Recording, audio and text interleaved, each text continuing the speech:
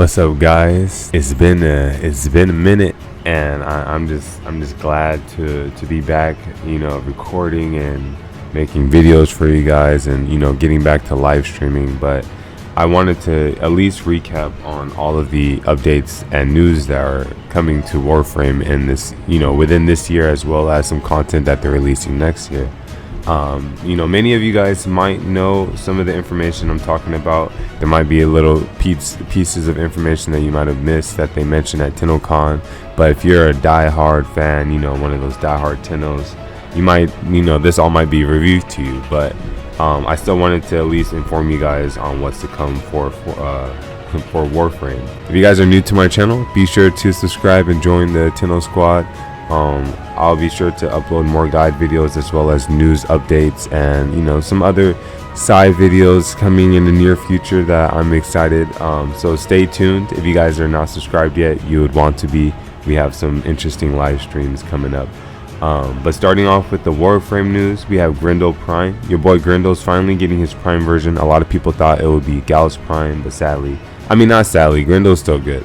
But we're also getting a new Sedana and a new Prime weapon called the Machushta. I forgot how to pronounce it. But next, we're getting a Sevagoth Deluxe skin as well as your Ureli Deluxe skin. I always wanted a Sevagoth skin because I felt like the Susano form would also get a skin. So I was curious how they would customize that feature for us. But it looks like they're going with some sort of aquatic theme for this wave. Another thing to note is that we are getting new pet skins. So for the Kava, I think, or the Smita, or whatever the cat is called, we're getting a new skin. You guys seen a little clip of it in the trailers. That one I cannot wait because it just looks majestic. Core Prime do get a free dog, and her beast kind of looks cool, but this cat skin makes it looks like it's going to be bigger, I guess. But just some more cosmetic for our pet. The next main update that we're getting to the story is called the Abyss of Dagath. Dagath is the new Warframe that they are introducing. They're knocking down that Warframe alphabet with the letter D. As well as Dagath, we are getting her new weapon. I believe her signature weapon, which is like a great sword attached to a sickle. Now, a lot of lore came from Dagath. I think we got a little teaser when we went over that Nora's lore, when she had that broadcast with a doctor from a mining village, and the doctor was on the news or on the radio station with her, explaining that he had clients coming in with like weird symptoms on their fingernails. It looked like it wasn't due to stress, but it looked like their nails were breaking from like being used. So he asked the husband, what's going on. The husband didn't speak, so he asked the wife to leave because he felt like the husband wouldn't come out unless she wasn't in the room. When she left, he turned around and the husband just had this scary ass smiling face on him, and he was like, yeah, I'm fine, I just got to get back to digging. And that, he let him go. And then a few days later, he got another client, same symptoms. A few days later, a lot of clients are doing that, until one day they all just stopped showing up. He was wondering where everyone went, and come to find out they're all in the mine digging. He figured that they were digging before even his first client. These symptoms, they all had the smiling faces, and he realized that even if they ran out of tools, or if their tools broke, they started using their fingernails. And he just thought it was a whole psychotic situation where he ended up, guilt. I think he placed bombs in the mine and blew it up, killing some people maybe, but he did feel guilty for what he did. There were survivors, and they just kept digging, and he just came to a conclusion that what they were digging wasn't being called from whatever they're on. Like, they're not going to reach it, but they were being called from something from Deimos.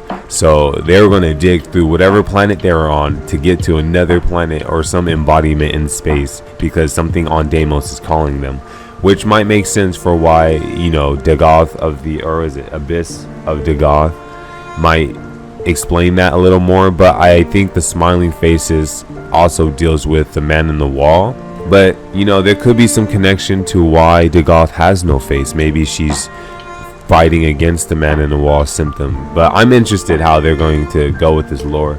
But we should be getting a dev stream going over the Dagath content this month. So stay tuned on any Warframe dev streams announcements. I'll let you guys know if they announce it. Moving on, we have the next big update that's also coming out this year. Oh, just so you guys know, Abyss of Dagath is coming out in October. But the next update is called Whispers in the Wall. Now this update looks amazing and I am excited. This update is the one that should come with the Smita Kavat, or the cat skin. But this one is planned also in 2023, probably in the winter or November. And it's going to introduce a new weapon type, which is like this grimoire, like a grimoire, you know. You can utilize magic. I know they said that they ran out of gun ideas, so they were like, why not, you know, incorporate some magic books, right? Another cool thing that they're adding is a new necromech skin. So if you guys seen some of Albrecht and Tradi's creations, you know, those robots, our necromech can also get a skin representing that. Speaking of Albrecht and Tradi, you know, the Whispers in the Walls does dive deeper into that lore. You know, we only knew that Albrecht disappeared, right? And then that last quote that he said, was it I who escaped or the other? That was definitely a teaser, and I felt like he wouldn't have said that if the man in the wall didn't escape, you know, or yeah. So I feel like the man in the wall version of Albrecht and Tradi is out. That's why you've seen him smile creepily in the Warframe 99 trailer that we'll go over later. But yeah, Albrecht is back into the Warframe lore. I felt like I made a lore video going over how I think the story of Warframe's turning out to be, and we kind of hit our mark on where we're going. You know, we didn't know Albrecht was still out there. The one thing that just threw us off is I didn't know the doors within Deimos. I didn't know those walls with the scriptures on it were doors, you know, into a secret lab. I knew Deimos was big with a lot of Organ technology, but on this scaling, like the Kalimos project was definitely a shocker. If you guys head to Deimos and go to where Lloyd is, I think, or Otak, you guys can hear the knocking still, which is very scary, but it's cool. But the thing is, the man in the wall does take form of whatever person makes contact with it. So I feel like since it made contact with Albrecht and Tradi, the man in the wall now has access to all the knowledge that this Orcan person knows, you know. So I feel like either the man in the wall is creating these technologies, you know, because of you know, I think his goal is to spread, right? The man in the wall is the embodiment or the personification of the void. The smiling features that you guys heard about in that Nora lore, as well as when you've seen Albrecht and Tradi smile at the end, that's all man in the wall written all over it. So I don't think the man in the wall is Albrecht, but I do feel like we are going to encounter his embodiment, like almost like if the man in the wall doppelganger of Albrecht and Tradi is what we're doing. We're also getting introduced to a new faction called Murmurs. Now this is all dealing with man in the wall stuff. Like I'm just excited because this character is so like mysterious and so scary. I just like want to know how they are incorporating it into the story. Our transference abilities have improved since, you know, we were incorporated with Albrecht and Tradi. We can do transference into the necromech suits. We can do transference into the aura worms on Deviri Paradox. So who's to say that we can't do transference onto other things? But moving on, we have cross save announced and coming in 2023. I'm excited. I do have the mobile version of Warframe beta still installed on my phone, so if they allow cross save, I want to know if I can already utilize it in the beta. Probably not. Which will lead me to my next section, is that the mobile version of Warframe does come out in 2024.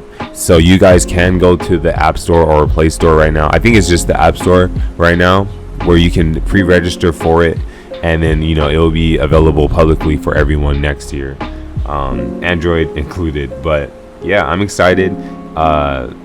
They are releasing the mobile version just in time for cross save, which makes sense. We can grind on the go. Warframe 1999. Just like how big Deviri Paradox was, Warframe 1999 is their next humongous update. And instead of waiting 5, 10, 6 years for this update since they teased it, we are getting this update next year. So I am excited. We have loads of content coming to Warframe. A cool like little hint or teaser or even reference that they did for this is that if you guys look at the Nightwave, we have prototype weapons, right? These weapons look like realistic weapons, which was like a teaser for Warframe 1999, you know, as well as the dude's name. I know from the original Dark Sector game, the dude was named Hayden Tenno. That's where we got Tenno from, you know, that's where we got the infected faction from. A lot of assets and ideas came from Dark Sector that helped build Warframe. So to have them go back to their original project is crazy, you know. And Albert Andrade was the reason that we're able to do this. I think the transference system went beyond what we can do. You know, he allowed us to like jump into an alternate reality almost, or back in time. So we'll get to learn more how this story unfolds, but the lore is getting juicy. If you guys want an update on how the story of Warframe is, like the lore aspects, I do have a video which you guys can click on the link above, but this is you do not want to miss. And I promise I'm explaining the lore in a very understandable way for you. So if you guys do have questions while you're watching that video, let me know in the comments. I'll reply to you to help clear out any confusion.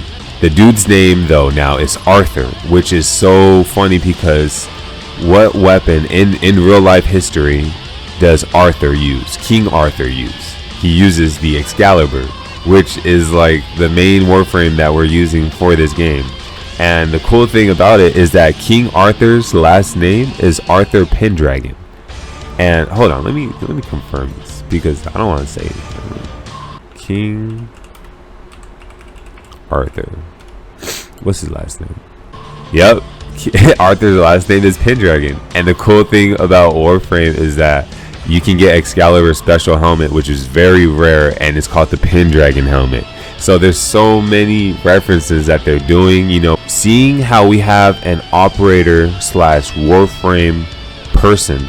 I feel like, and Rebecca did say at TennoCon that they wanted to create something that the players, knowing all the information that they know, can dive into something new with that information and, you know, go forth from there. Almost like if you played Warframe and you started a new account, like you're going to be beast mode in everything because you have that hindsight of all the knowledge of Warframe, you know. Just like how we farm for different Warframes, we might start over and start farming, or not start, like you won't lose your stuff, but we might have another mode where we can farm another type of character, you know, like Warframe slash operator characters. And the cool thing is that I seen if you guys watched my TennoCon video where me and my girlfriend went out to Canada, they had a real life Warframe museum, and one of the cosplay or one of the fan art that they had in the wall was a bunch of Warframe characters, but their heads and their faces were actually real life people.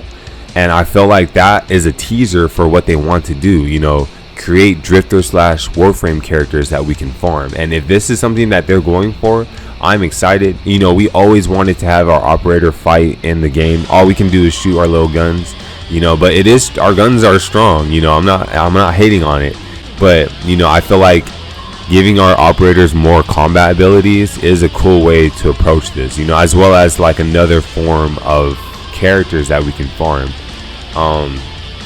Or it might just end up how Cal Garrison's mission works, you know. We might just have another mode where we only can play as one specific character, but we can upgrade abilities for that one specific character, you know, like another intrinsic system.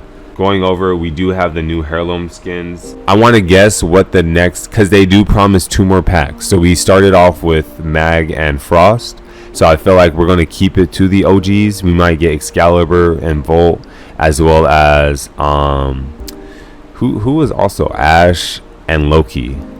I'm gonna guess those are my four. Yeah, those are my next four guesses. Another big thing that they did also reveal is some more Soulframe information. Soulframe has definitely improved since the first time they showed us. You know, I think the combat has definitely evolved.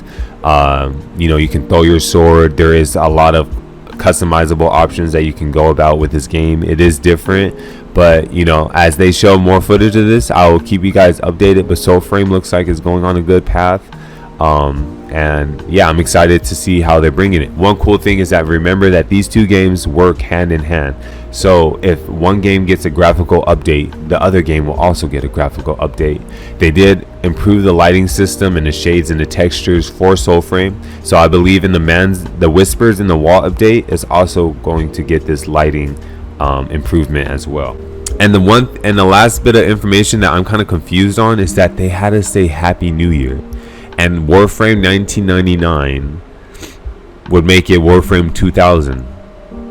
So I'm trying to let me know what you guys think is, well, like, what's the significance of this Happy New Year? This new year, this switching of time, you know, coming of age into a new era. Like there has to be a reason they had us do this, you know? So that's just a little question that I want to leave you guys with this video. They did go over they do have the videos out, so if you guys want to check out the full video and gameplay trailer of these updates that are coming out, be sure to check out Play Warframe's channel.